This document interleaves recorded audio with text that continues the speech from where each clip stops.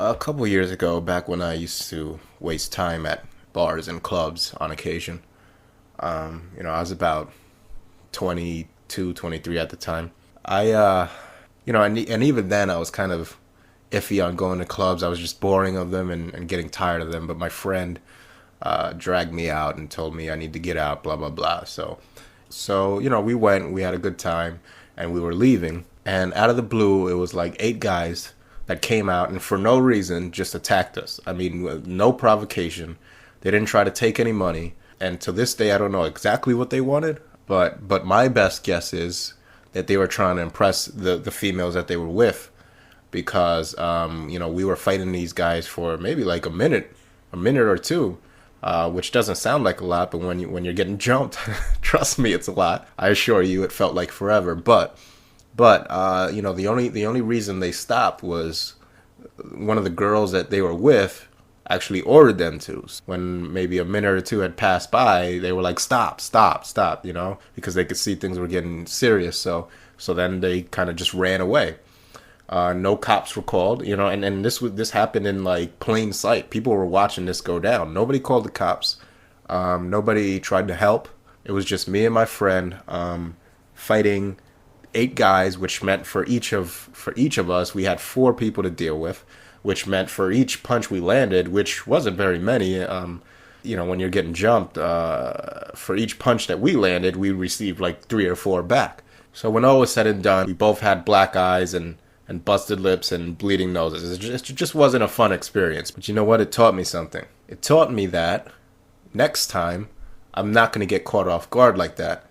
It taught me, that was one of the catalysts for me to not waste time in clubs and bars anymore with a bunch of pussy whipped men that need to show off for women. But it also taught me, don't get caught off guard like that again. And from there on out, I made sure that if I ever get put in that situation again, that there's going to be repercussions. And I'm just going to leave it at that.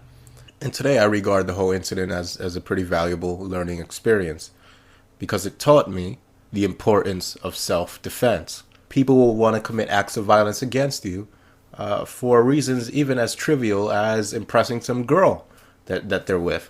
It's just how it works.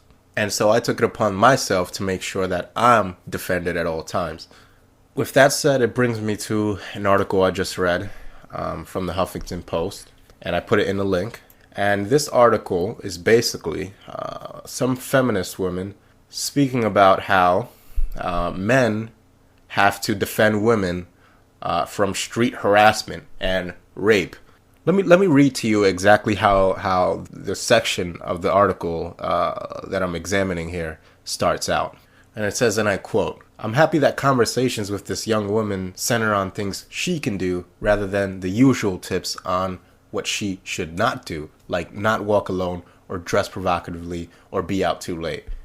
And then it goes on to say, but we need to shift the focus here to how to get men to stop raping and harassing women. End quote. So, with that said, once again, I was jumped. I didn't look to anybody to feel sorry for me. I didn't look to anybody to pass laws to give me more protection than everybody else. I took it upon myself to make sure that I protect myself. From there on out, I told myself I need to protect me. Yet in this supposedly equal society where women are independent and women can do whatever men can do, they still feel the need to insist that it's men's responsibility to protect them. The article continues. It says, right now most women walk the streets like soldiers, alert to whoever is around them. We need men to pay the same kind of attention and then to intervene when they see someone talking or acting out of line. And they need to say, that's not how we treat our sisters in this neighborhood or this town or this state or this nation. Good idea for them to have a buddy or two along to help reinforce the message. You know what? I got physically attacked and nobody called the cops. Nobody decided, oh, here's this guy getting the crap kicked out of him and his friend. We're going to call the cops. And you know what else didn't happen? Not a single woman, and this was on the strip. People could see what was happening. Not a single woman or even a single guy came to help. But more specifically, not a single woman came to help. And that is the norm. That is the norm throughout society, that if women see a man getting attacked, they will run the other way. That's the norm. That's the status quo. Women will not risk themselves for the well-being of another man, especially one they don't know. So why do women feel that it is their right to conscript men into this unofficial, ever-present security force in which every man should run around just waiting like some kind of superhero to rescue women from being attacked? In a society where both men and women are equal, why should one deserve protection, physical protection, more than the other? Do you think that is your right? Do you think men are your possessions, that you have the right to tell them who they have to defend? Do you think that you're deserving more of defense than men? Why aren't you asking for a group of women to patrol your neighborhood so that you feel safe? Are they not just as capable as men? This is the type of misandry that men are begging to be victims of, because it makes them feel like men, like real men. Well, I call bullshit. And I'm not defending you or any other female from shit. This is the attitude that men must have. Stop defending women, your equals in this society. You see two men fighting, how many men are jumping in to beat the crap out of the guy who started it? You don't see that happen. So let women handle themselves on their own. I'm saying, for the world to hear, right here on YouTube, that I will not step in to defend women in any way, any shape or form, for any reason. You're on your own. Just like I was on my own, you're on your own. Deal with it. And to the men listening to this, I assure you that none of these women will step in to help you. None of these women that don't know you care about you. And as a matter of fact, they're perfectly fine with you getting stabbed or shot or killed in order to save them. They're perfectly fine with that because they see you as a disposable bodyguard and they don't give a shit about you. That's what you need to understand. This isn't about hating women. This is about the fact that they don't give a shit about you and your well-being at all, period. They can say it here on YouTube, but I'm telling you, if you end up getting jumped by 8 guys or 4 guys or whatever, not a single one of them is going to step in to help you. So be advised.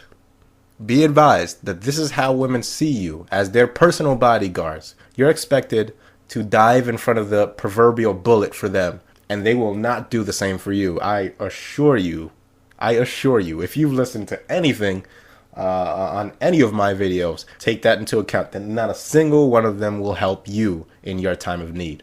Not a single one of them will risk self-injury to help you.